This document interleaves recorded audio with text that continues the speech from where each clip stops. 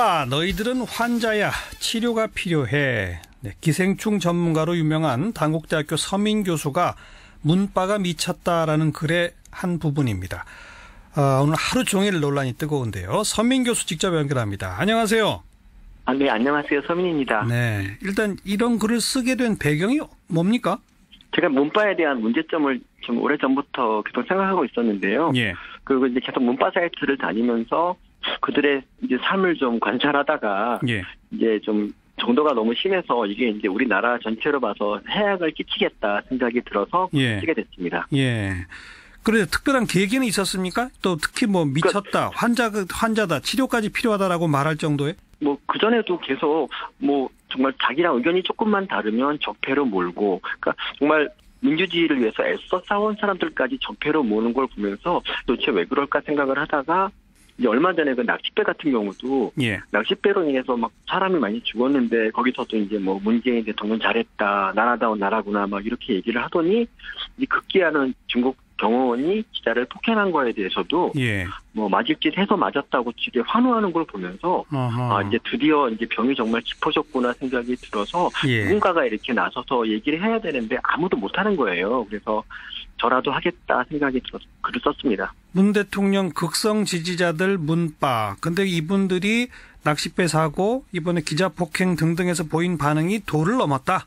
네. 도를 넘었다고 평가하시는 구체적인 근거는요? 어쨌든 폭행은 기본적으로 나쁜 일이고요. 예. 근데 저는 세상에 맞을 만한 일이라는 게 있다고 생각하지 않습니다. 그냥 폭행은 그 자체로 나쁜 것이라고 생각하는데 예. 기자가 맞아서 크게 다쳤다. 그건 예. 당연히 중국을 욕하고 그리고 이제 우리나라가 항의를 해야 되는데 근데 어떻게 기자들을 욕을 하면서 잘 맞았다 아니면 뭐 어떤 분은 또 정당방위라고까지 얘기했지 않습니까? 어허. 그런 걸 보면서 이거는 도저히 제 상식으로는 납득이 안 갔어요. 그래서 저는 이제 이런 것들이 어쨌든 문재인 대통령의 지지율을 점점 떨어뜨리고 앞으로 해롭게 될 것이라는 그런 이제 위기감을 느꼈죠. 그러니까 문빠의 존재가 문 대통령에게도 전혀 도움이 안 된다?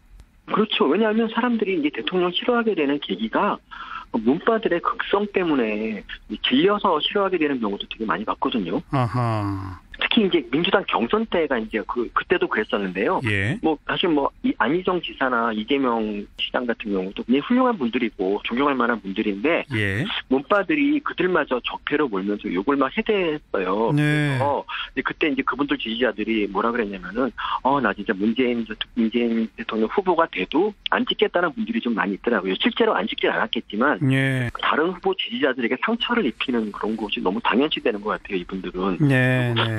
더 놀라웠던 건 이거예요. 네이버 같은 그런 포털 사이트에 검색어 조작을 하고 있어요. 그리고 그거에 대해서 문제의식이 없어요, 전혀. 그러니까 검색어 조작을 어떻게 한다는 거죠? 어떤 문재인 대통령에게 불리한 기사가 나잖아요. 예. 그러면 해당 사이트 URL을 딱 링크를 하고 예. 자, 이리로 가서 댓글 조작하자고 얘기를 하면 또 우르르 몰려가서 조작을 합니다.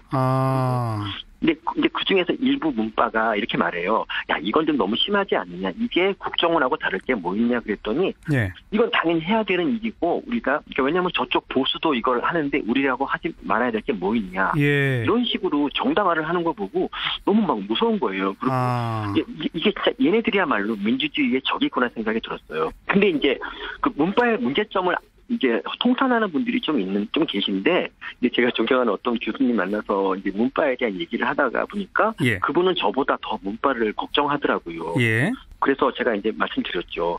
선생님 그러면 글이라도 한번 쓰시죠 그랬더니, 무섭대요. 무섭다. 네. 그래서 이 글은 내가 써야겠구나, 이 생각을 했습니다. 예. 언론, 학자, 정치인들마저 문빠가 무서워 눈치를 보는 판국이니 문빠야말로 민주주의를 유린하는 주범이라고 해도 과언이 아니다. 이런 글을 그래서 쓰신 거로군요. 네, 맞습니다. 왜들 그렇게 무서워한다고 보십니까?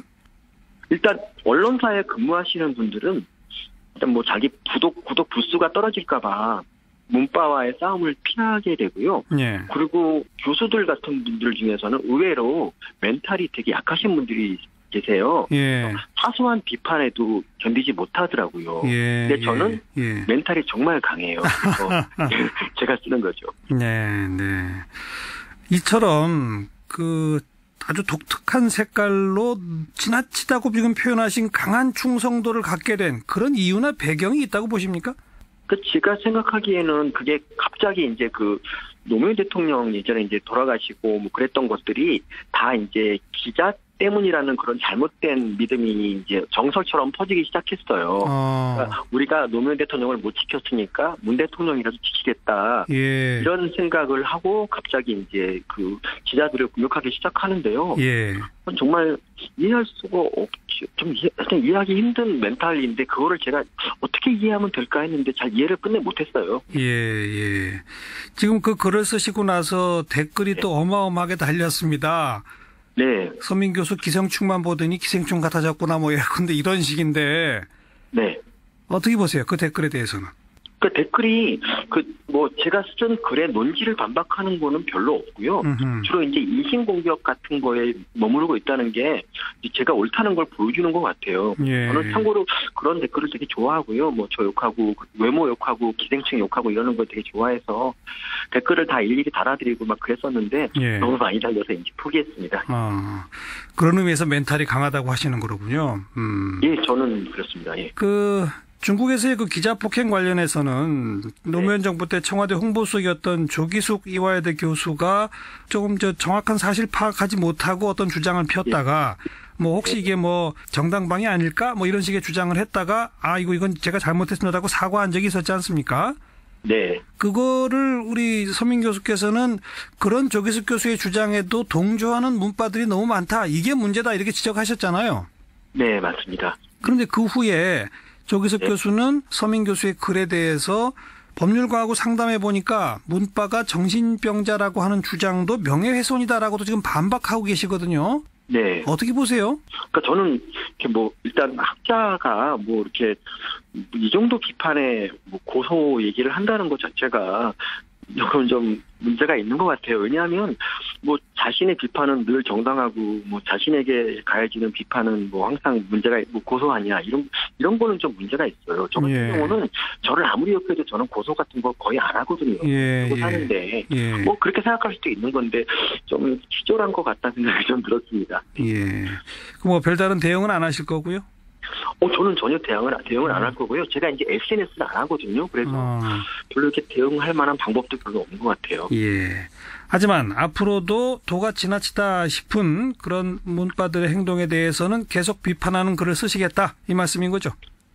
네, 한번 쓰니까 이제 한 번 처음이 어렵지 두 번째는 쉽거든요. 그래서 이제 이번 댓글 몇백 개를 분석하면서 이들의 이제 삶에 대해서 좀 분석을 해보고 그 분석글을 한 다음 주 정도에 올리고 싶습니다. 네, 알겠습니다. 관심 갖고 저희도 한번 볼게요. 고맙습니다. 네, 감사합니다. 단국대학교 서민 교수였습니다.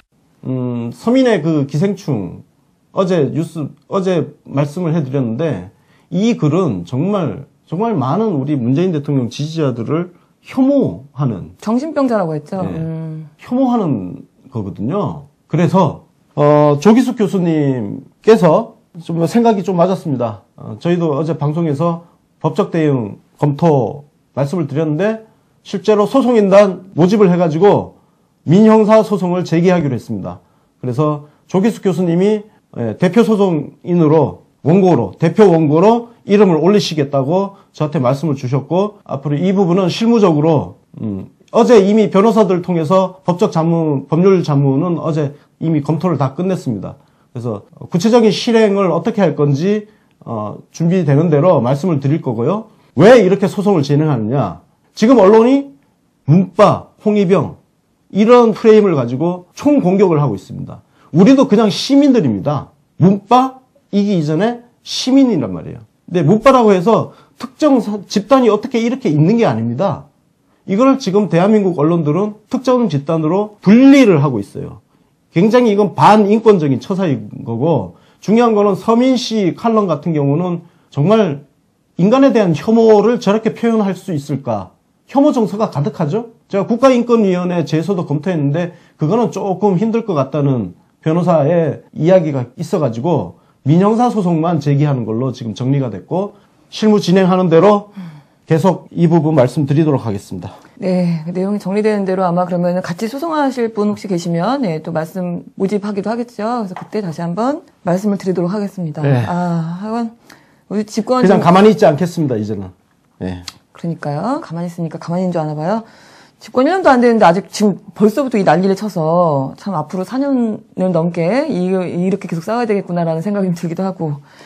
아유, 그렇습니다. 그래서 덕분에 그래도 우리 시민들도 연대감이 또 단단해지는 느낌도 봤는데 어제 그 언론들의 그 문파 타령이 너무 심하니까 예은 아빠죠? 유경은 씨가 예, 공감을 하는 또 트윗을 올리기도 하셨는데 네, 문파로 폄훼당하는 이들은 인간 노무현의 유가족들이었다. 예은이를 잃은 나와 노무현을 잃은 그들의 감정은 같았다. 네, 감사드립니다. 네, 너무 마음을 잘 이해해 주시는 트윗이었습니다. 적폐로 몰고, 그러니까 정말 민주주의를 위해서 애써 싸운 사람들까지 적폐로 모는 걸 보면서 도대체 왜 그럴까 생각을 하다가 이제 얼마 전에 그 낚싯배 같은 경우도 낚싯배로 인해서 막 사람이 많이 죽었는데 거기서도 이제 뭐 문재인 대통령 잘했다, 나라다운 나라구나 막 이렇게 얘기를 하더니 이 급기야는 중국 경호원이 기자를 폭행한 거에 대해서도 뭐 맞을 짓 해서 맞았다고 되게 환호하는 걸 보면서 이제 드디어 이제 병이 정말 깊어졌구나 생각이 들어서 누군가가 이렇게 나서서 얘기를 해야 되는데 아무도 못하는 거예요. 그래서 저라도 하겠다 생각이 들어서 글을 썼습니다. 문 대통령 극성 지지자들 문파. 근데 이분들이 낚싯배 사고 이번에 기자 폭행 등등에서 보인 반응이 도를 넘었다. 네. 도를 넘었다고 평가하시는 그 구체적인 근거는요? 어쨌든 폭행은 기본적으로 문파 너희들은 환자야 치료가 필요해. 네, 기생충 전문가로 유명한 단국대학교 서민 교수가 문파가 미쳤다라는 글의 한 부분입니다. 오늘 하루 종일 논란이 뜨거운데요. 서민 교수 직접 연결합니다. 안녕하세요. 네, 안녕하세요. 서민입니다. 네, 일단 이런 글을 쓰게 된 배경이 뭡니까? 제가 문파에 대한 문제점을 좀 오래전부터 계속 생각하고 나쁜 일이고요. 근데 저는 세상에 맞을 만한 일이라는 게 있다고 생각하지 않습니다. 그냥 폭행 그 자체로 나쁜 것이라고 생각하는데 기자가 맞아서 크게 다쳤다. 그건 당연히 중국을 욕하고 그리고 이제 우리나라가 항의를 해야 되는데 근데 어떻게 기자들을 욕을 하면서 잘 맞았다 아니면 뭐 어떤 분은 또 정당방위라고까지 얘기했지 않습니까? 그런 걸 보면서 이거는 도저히 저 있었는데요.